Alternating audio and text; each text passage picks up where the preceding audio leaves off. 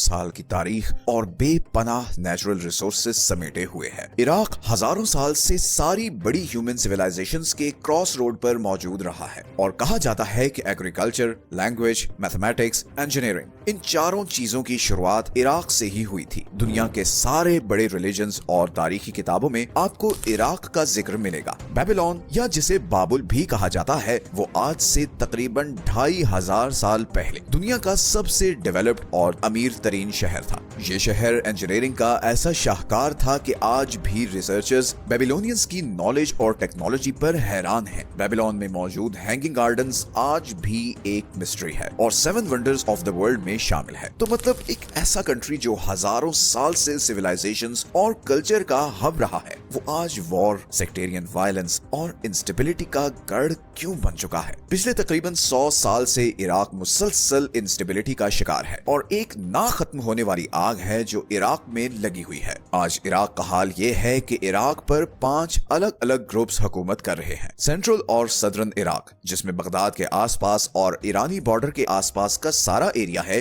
वो शिया group PMF के control में है। नॉर्दर्न इराक कुर्दिश पेशमर्गा के कंट्रोल में है और यहाँ पर भी स्पेशली इरबिल, सुलेमानिया और दोहुक तक का सारा एरिया एक बिल्कुल ऑटोनोमस रीजन है जिसे इराकी कुर्दिस्तान कहते हैं और यहाँ इन लोगों की अपनी गवर्नमेंट, प्राइम मिनिस्टर और आर्मी है। वेस्टर्न इराक स्पेशली अंबार का सारा सूबा और रमादी और फलूजा जैसे शहर सुन्नी ट्राइबल ग्रुप्स के कंट्रोल में है। ये सुन्नी ग्रुप सेंट्रल गवर्नमेंट को सपोर्ट तो करता है बट ये अपने एरियाज में अपने रूल्स अप्लाई करता है। फिर बगदाद से लेकर बसरा और करबला तक का ये सारा एरिया इराकी फेडरल गवर्नमेंट के कंट्रोल में है जिसके प्राइम मिनिस्टर मोहम्मद शिया अल सुडानी है। और फिर सीरिया के साथ ये नॉर्थ वेस्ट का सारा पहाड़ी इलाका आईसिस के कंट्रोल में है। The birth place of human innovation कहलाने वाला मुल्क इतने ज्यादा रिसोर्सेज और जबरदस्त लोकेशन होने के बावजूद आज इतना डिवाइडेड क्यों है? इस सब के पीछे इराक की ज्योग्राफी, उसकी हिस्ट्री, पॉलिटिक्स और वर्ल्ड सुपर की आज की वीडियो में हम आपको इराक की वो कहानी सुनाने जा रहे हैं जो शायद आपने इससे पहले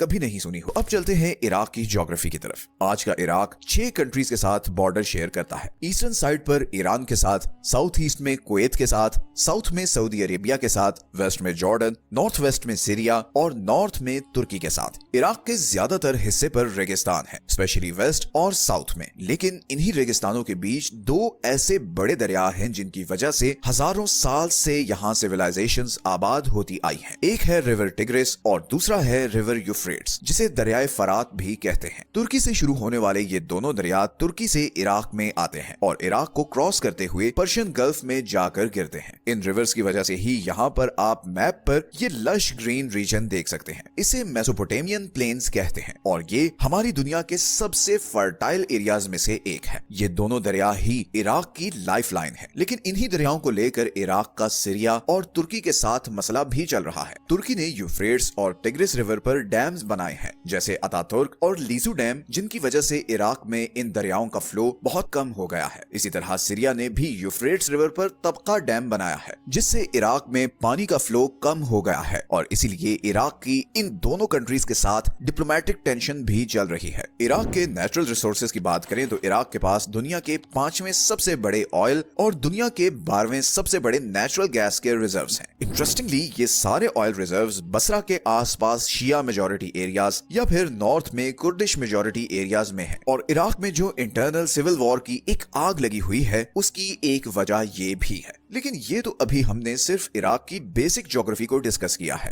अब हम जाने लगे हैं इराक की सारी प्रॉब्लम्स की रूट कॉज की तरफ और उसके लिए हमें जाना होगा हिस्ट्री में। रिकॉर्डेड हिस्ट्री में इराक का पहला जिक्र मिलता है आज से 5000 साल पहले सुमेरियन सिविलाइजेशन में। तब इसे मेसोपोटामिया कहा जाता था, मतलब 2 दरियाओं के बीच की जमीन, और तब इसमें आज के इराक, ईरान, सीरिया और तुर्की के कुछ पार्ट्स भी शामिल थे। ये सुमेरियन ही वो सिविलाइजेशन थी जिसने यहाँ पर एस्ट्रोनॉमी, मैथमेटिक्स और एडमिनिस्ट्रेशन की बुनियाद रखी। फिर 2334 BCE से लेकर 2154 BCE तक ये एरिया अकेडियन एम्पायर का हिस्सा रहा। फिर 594 BCE से 539 BCE तक ये सारा एरिया बेबीलोनियन एम्पायर का सेंटर बना। ये उस जमाने की सबसे पावरफुल एम्पायर थी और यही वो एम्पायर थी जिसके दौर में हैंगिंग गार्डन्स ऑफ बेबीलोन बने। फिर 8th से 13th सेंचुरी तक ये एरिया अब्बासी कैलिफेट का हिस्सा बना और इस सारे एरिया को इस्लामिक गोल्डन एज भी कहा जाता है। उस जमाने में बगदाद नॉलेज, ट्रेड और इनोवेशन का ग्लोबल सेंटर बन चुका था। पूरी दुनिया से स्कॉलर्स बगदाद आते थे और फिर वहां पर पर्शियन, ग्रीक और इंडियन नॉलेज को अरेबिक में कन्वर्ट किया जाता था। आज ये सोचना मुश्किल है कि बारूद और खून में डूबा हुआ बगदाद कभी पूरी दुनिया की नॉलेज, कल्चर और पॉलिटिकल पावर का हब होता था और यही वो शहर था जहां से यूरोपियन रेनेसांस शुरू हुई थी। लेकिन फिर 13th सेंचुरी में मंगोल्स ने इस शहर की ईंट से ईंट बजा दी और 13वीं से 15वीं सदी तक इराक मंगोल और दूसरी छोटी एम्पायर्स का हिस्सा रहा। फिर 16th से 20th सेंचुरी तक ये एरिया ऑटोमन एम्पायर के कंट्रोल में रहा। ऑटोमन्स के लिए ये बहुत ही इंपॉर्टेंट एरिया था। उनके लिए ये जगह ईस्ट और वेस्ट को आपस में कनेक्ट करने का एक बहुत इंपॉर्टेंट जरिया थी। फिर वर्ल्ड वॉर 1 के बाद जब ऑटोमन एम्पायर कोलैप्स की तो यूरोपियन कॉलोनियल एम्पायर्स को मौका मिला कि अब वो अपने फायदे के लिए इस एरिया को आपस में डिवाइड करें। 1916 के साइक्स-पिकेट एग्रीमेंट में मिडिल ईस्ट को एथनिक, रिलीजियस और ट्राइबल ग्राउंड रियलिटीज के बिल्कुल ऑपोजिट ब्रिटेन और फ्रेंच एम्पायर ने आपस में डिवाइड कर दिया। ब्रिटिश एम्पायर ने आर्टिफिशियल बॉर्डर्स बनाए और इस सारे एरिया को तुर्की, सीरिया, ईरान और इराक में डिवाइड कर दिया। ये डिवीजन कुछ भी सोचे समझे बगैर की गई थी। बिल्कुल डिफरेंट कल्चर और जुबान बोलने वाले लोगों को एक ही मुल्क में इकट्ठा कर दिया गया। ऑटोमन एम्पायर के दौर में मोसुल, बगदाद और बसरा इंडिपेंडेंट सूबे थे, पर ब्रिटेन ने उन्हें इराक में शामिल कर दिया। हालांकि इन तीनों प्रोविंसेस की डेमोग्राफिक्स बहुत डिफरेंट थे। फॉर एग्जांपल मोसुल में मेजॉरिटी कुर्दिश लोग रहते थे, बगदाद में सुन्नी अरब मुस्लिम्स रहते थे, जबकि बसरा में ज्यादातर शिया अरब मुस्लिम्स रहते थे। तो साउथ में शिया अरब, सेंटर में सुन्नी अरब और नॉर्थ में कुर्द। इसी तरह कुवैत जो पहले इराक का हिस्सा था उसे इराक से अलग कर दिया और फिर 1921 में ब्रिटेन ने यहाँ पर एक सुन्नी लीडर किंग फैसल को हुकूमत दे दी। एक शिया और कुर्दिश मेजॉरिटी कंट्री में सुन्नी बादशाह को लगाना इस बात का सबूत था कि ब्रिटेन ने ये डिवीजन करते वक्त ग्राउंड रियलिटी को बिल्कुल इग्नोर किया है। ब्रिटेन के इन डिसीजंस के नताइज इराक को अगले 100 साल तक भुगतने पड़े हैं। 1932 में इराक ब्रिटिश कंट्रोल से आजाद तो हो गया, मगर उसकी ऑयल इंडस्ट्री ब्रिटिश कंट्रोल में ही रही। 1930 से 1970s के आखिर तक इराक पॉलिटिकल इंस्टेबिलिटी और मिलिट्री कूज का शिकार रहा और फाइनली 1979 में सद्दाम हुसैन इराक के डिफैक्टो रूलर बनकर उभरे। सद्दाम ने सुन्नी आइडियोलॉजी को प्रमोट किया और शिया कम्युनिटी को सप्रेस किया और इसी के नतीजे में 1980 से 1988 के बीच ईरान इराक वॉर भी हुई, जो शायद मिडिल ईस्ट की हिस्ट्री की सबसे डेडली वॉर। हमने कुवैत पर अटैक किया, जिसके बाद इराक वर्सेस गल्फ वॉर शुरू हो गई। इसके नतीजे में इराक पर बहुत सैंक्शंस लगाई गईं और इराक को इकोनॉमिकली बहुत नुकसान हुआ। फिर 2003 में अमेरिका ने इराक पर अटैक किया और सद्दाम हुसैन की गवर्नमेंट उल्टा दी। सद्दाम हुसैन के जाने से एक पावर वैक्यूम पैदा हो गया और यहीं से आगाज हुआ इराक में एक डार्क पीरियड का। सद्दाम हुसैन के हारने के बाद हजारों की तादाद में सुन्नी फौजी बेरोजगार हो गए और फिर ये फौजी देख रहे थे कि सद्दाम के जाने से जो पावर वैक्यूम पैदा हुआ है उससे शिया ग्रुप्स फायदा उठा रहे हैं। तो इन सुन्नी कमांडर्स में बहुत गुस्सा था और इसी गुस्से का फायदा उठाया अबू मुसब अल जरकावी ने और अलकायदा के नाम से एक ऑर्गेनाइजेशन बनाई। इस ग्रुप के सिर्फ 2 ऑब्जेक्टिव्स थे। पहला था अमेरिका को इराक से निकालना और दूसरा था नई आने वाली शिया गवर्नमेंट को उल्टाकर सुन्नी मेजॉरिटी गवर्नमेंट लाना। इसके बाद इराक में एक ऐसी खूनी सिविल वॉर शुरू हुई जिसकी कहीं मिसाल नहीं मिलती। सुन्नी, शिया,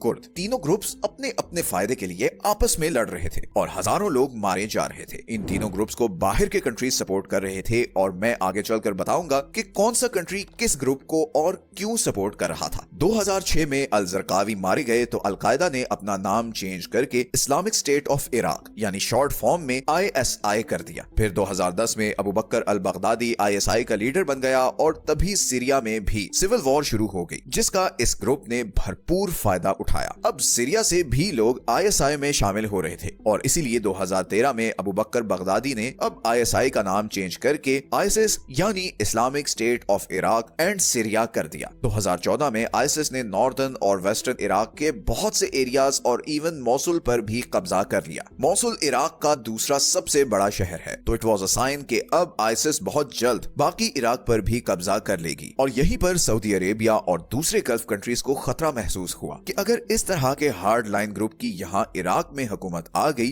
तो फिर बाकी गल्फ कंट्रीज की खैर नहीं होगी। सऊदी अरब, कतर और यूएई ने मिलकर अमेरिका को पुश किया और 2014 में ही अमेरिका ने इराक के कुर्दिश फाइटर्स, शिया फाइटर्स और लोकल ट्राइबल फाइटर्स के साथ मिलकर आईसिस के खिलाफ लड़ाई शुरू की, जो 2017 में जाकर खत्म हुई जब आईसिस को शिकस्त हुई और मोसुल को आईसिस के कंट्रोल से आजाद करवा लिया गया और इराक में एक शिया मेजॉरिटी सेंट्रल गवर्नमेंट इंस्टॉल की गई। तब से लेकर आज तक इराक इस सिचुएशन में है जैसे वीडियो के शुरू में बताया था। इराक अब 5 ग्रुप्स के बीच डिवाइडेड है और हर ग्रुप के पीछे किसी बाहर के कंट्री का हाथ है। ईरान, जिसके साथ इराक का सबसे लंबा बॉर्डर है, वो बहुत हैवीली शिया ग्रुप पीएमएफ को सपोर्ट करता है। इराक की सेंट्रल गवर्नमेंट में भी ईरान का बहुत इन्फ्लुएंस है। तुर्की की तरफ आए तो उसका एक बड़ा कॉम्प्लेक्स रिलेशनशिप है। वो इराक के नॉर्दर्न साइड पर मौजूद कुर्दिश पेशमर्गा की गवर्नमेंट को तो मानता है, पर वो एक आजाद कुर्द मुल्क के खिलाफ है, क्योंकि उसे लगता है कि अगर इराकी कुर्द को आजादी मिली तो तुर्की में रहने वाले कुर्द भी अपना अलग कंट्री मांगेंगे और फिर तुर्की को अपने इस सारे एरिया से हाथ धोना पड़ेगा। इसीलिए तुर्की इराक की नॉर्दर्न साइड में मौजूद कुछ कुर्दिश फ्रीडम ग्रुप्स जैसे कि पीकेके पर बम्बार्डमेंट भी करता रहता है, लेकिन साथ साथ वो कुर्दिश पेशमर्गा को फाइनेंशियली सपोर्ट भी करता है, क्योंकि आईसिस को हराने में कुर्दिश पेशमर्गा का बहुत बड़ा रोल था। सऊदी अरब और बाकी गल्फ कंट्रीज इराक में ईरान के बढ़ते हुए इन्फ्लुएंस और शिया आइडियोलॉजी को रोकना चाहते हैं और वो इसीलिए वेस्टर्न इराक के सुन्नी ट्राइबल ग्रुप्स को सपोर्ट करते हैं। साथ ही में वो कुर्दिश पेशमर्गा को भी सपोर्ट करते हैं ताकि वो आईसिस की पावर को अंडर कंट्रोल रखें। फिर आता है अमेरिका, जो यहाँ से जाने के बावजूद इराक में बहुत इन्वॉल्व है और उसकी वजह यहाँ के ऑयल रिजर्व्स, ईरानी इन्फ्लुएंस और आईसिस है। कुछ और ग्लोबल सुपर पावर्स की बात करें तो चाइना और रशिया भी इराक में बहुत दिलचस्पी ले रहे हैं। चाइना अपने बेल्ट एंड रोड इनिशिएटिव की वजह से इराक के इंफ्रास्ट्रक्चर पर बहुत इन्वेस्टमेंट कर रहा है। वो इस रोड प्रोजेक्ट को स्वेज कैनाल का ऑल्टरनेटिव बनाना चाहता है। दूसरी तरफ रशिया की इराक पर कड़ी नजर इसलिए है क्योंकि सीरिया में उसके बहुत हाई स्टेक्स हैं। बशार अल असद की गवर्नमेंट को रशिया सपोर्ट कर रहा था और जिस जियोपॉलिटिकल हॉटस्पॉट पर अमेरिकन प्रेजेंस होगी वहां पर रशिया भी जरूर घुसेगा। तो ऑल इन ऑल इराक बहुत कॉम्प्लेक्स सिचुएशन में है और कहीं ना कहीं इस सब की रूट कॉज वर्ल्ड वॉर 1 के बाद यूरोपियन पावर्स ने जो बॉर्डर्स बनाए थे वो है। आज इराक अंदर से इतना डीपली डिवाइडेड है कि कोई भी एक ग्रुप या बाहर का कंट्री यहाँ पर पीस कायम नहीं कर सकता। या तो 100 साल पहले डिवाइड किए गए बॉर्डर्स को रिवर्स करना पड़ेगा या फिर मैस स्केल ब्रेन वॉशिंग करनी पड़ेगी, जिससे इराकियों के बीच जो आपस में नफरत है वो खत्म हो। इराक की 60% पॉपुलेशन यंग है और उनके फ्यूचर के लिए इराक के ही सब